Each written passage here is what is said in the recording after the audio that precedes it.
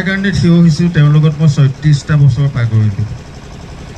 1989 চন 1989তে লগ পোৱা। যেতিয়া লগ পাইছিলোঁ তেওঁ প্ৰথম দিনাখন বাদ্য বজোৱাৰ কথা কৈছিলে আৰু মোক ঘৰলৈ লৈ গৈছিলে। যাৰ লগত বজাবলৈ আহিছিলোঁ তেওঁ পেহীয়েকৰ জীয়েক।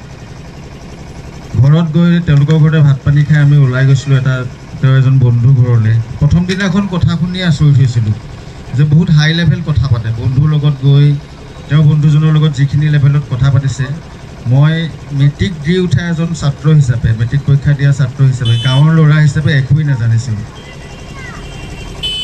আচলতে জুবিন গাৰ্গৰ প্ৰতি মই আকৃষ্ট হোৱাৰ একদম প্ৰধানটো গুণ আছিলে জুবিন গাৰ্গৰ কিতাপ পঢ়া গুণটো। আমি যেতিয়া ভাত খাই আছিলোঁ, তেওঁ আমাৰ লগতে টেবুলত ভাত খাই আছিলে। এইটো 89ৰ কথাই কৈছোঁ। ভাত খাই থাকোঁতে কিন্তু কিনাৰত এখন কিতাপ পঢ়ি আছিলে, স্বামী বিবেকানন্দ। কিতাপখন লুটিয়াই পঢ়ি আছে আৰু ভাত খাই আছে। মই তেতিয়া সুধিছোঁ যে স্বামী বিবেকানন্দ কিতাপখন ভাত খাই থাকোঁতে পঢ়ি আছে যে? কৈছে মানুহে শ্বেক্সপিয়াৰৰ কিতাপ লেট্ৰিনতো পঢ়ে, আমাৰ ভাগৱতখন ল'ৰা ছোৱালীক পঢ়িবলৈ দিয়া নহয়, থাপনাত থৈ দিয়ে। ডিফাৰেঞ্চটো সেইটোৱে। থাপনাত থৈ দিয়ে, তেনেকৈয়ে থাকি যায় গোটেই জীৱন। ভাগৱতখন কীৰ্তনখন কোনেও পঢ়ি নাচায়, কিন্তু শ্বেক্সপিয়াৰে লিখা কিতাপখন নাটকখন লেট্ৰিনতো গৈ পঢ়ি থাকে। গোটেই কথাবিলাক সেই প্ৰথম দিনাখনেই তেনেকুৱা আছিলে, স্পষ্টবাদী আছিলে, কোনো কথা ক'বলৈ ভয় নকৰিছিলে। তেনেকুৱা এজন মানুহ লগ পোৱাৰ পিছত জীৱনত বহুত কথা শিকিলোঁ। আৰু কিতাপ পঢ়াটো মানে এনেই নপঢ়িছিলে। এতিয়া নৱপ্ৰজন্মৰ কাৰণে মানে সেইটো এটা বৰ ডাঙৰ জুবিন গাৰ্গৰ পৰা ল'বলগীয়া গুণ। জুবিন গাৰ্গে চব বিষয়ৰ ওপৰত জানিছিলে। তেতিয়াই তেওঁ মোক কৈছিলে পথেৰ পাঁচালীত কেনেকৈ মিউজিক কৰিছিলে।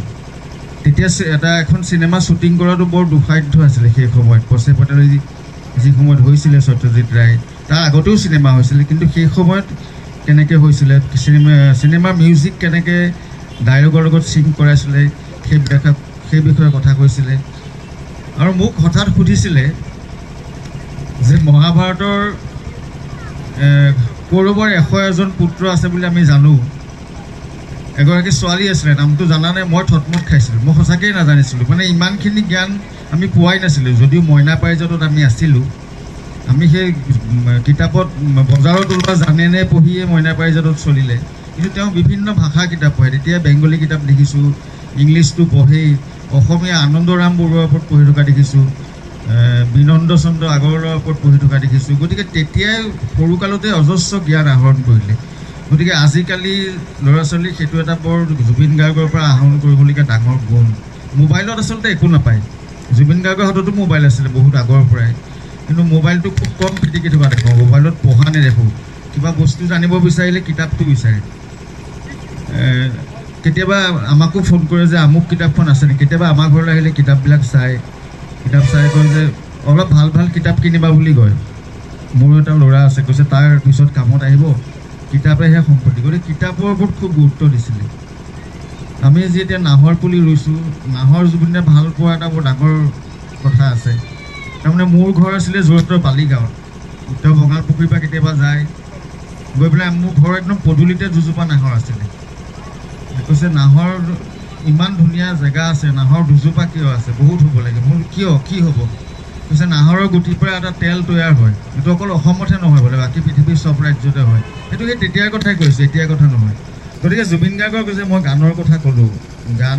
আৰু জুবিন গাৰ্গে নাটক খুব ভাল পাইছিলে। নাটকত আমি আগতে যোৰহাটত খুব নাটকত মিউজিক কৰোঁ, মোকো লৈ যায়। তেওঁ এখন কীবৰ্ড কিনিছিলে পিছলৈ, কীবৰ্ড নাটক মানে মিউজিক কৰি খুব ভাল পায়। ক'ৰবাত নাটকত যদি তেওঁক বজাবলৈ মাতে একদম বিৰাট উৎফুল্লিত আৰু চবকে গৈ ফুৰে, আমুকত নাটক আছে দেই, চাবলৈ আহিবি, মই মিউজিক কৰিছোঁ। মানে নাটকৰ মিউজিকটো যেন তেওঁ পেচা হ'ব। আৰু মানুহে যেতিয়া সোধে যে তোমাৰ মাতটো ইমান ধুনীয়া, গান নোগোৱা কেলি? কৈছে নাই, মই গান নাগাওঁ, গান মই সুৰহে কৰোঁ আৰু বজাওঁহে, মই মিউজিচিয়ানহে। কিন্তু পিছত যোৰহাট ৰেডিঅ'ত যেতিয়া প্ৰথম গান বাণীবদ্ধ হ'ল, তেওঁ 3টা গান অলপ দিনৰ আগতে যোৰহাট ৰেডিঅ'ই গানকেইটা বজাই শুনাইছিলে তেখেতৰ মহীয়া শ্ৰাদ্ধৰ দিনাখন। যেতিয়া যোৰহাটৰ মানুহে মাতটো শুনিলে, তেতিয়া সকলোৱে, যোৰহাটৰ শিল্পী সকলোৱে জোৰ দিলে যে নহয় জুবিন, এইটো মাত তোমালোকে, তোমাৰ এই মাতটো এনেই অথলে যাবলৈ নিদিবা, তুমি এলবাম কৰা, তুমি এইটো বাণীবদ্ধ কৰা, তোমাৰ নিজৰ ইমান ধুনীয়া ধুনীয়া গান আছে। আপোনালোকে অলপ আগতে সুধিলে মনৰ নিজানত গানটো সৰুতে লিখা গান, ক্লাছ 8-9তে ধুনীয়া ধুনীয়া গান লিখিছিলে। শব্দৰ গাঁথনি, সাহিত্য, সুৰ, সংগীত এইবিলাকনো কিয় মানুহে ইমান কিয় ভাল পায় তাৰ ওপৰত আচলতে এতিয়া গৱেষণা কৰা হয়। এতিয়া আমি শ্ৰদ্ধাঞ্জলি জনাই আছোঁ, জুবিন গাৰ্গৰ ফটো তলত চাকি জ্বলাইছোঁ, ফুল দিছোঁ, কিন্তু কিমান দিনলৈ থাকিব এই চাকি জ্বলোৱাৰ ফুল দিয়া কথাটো।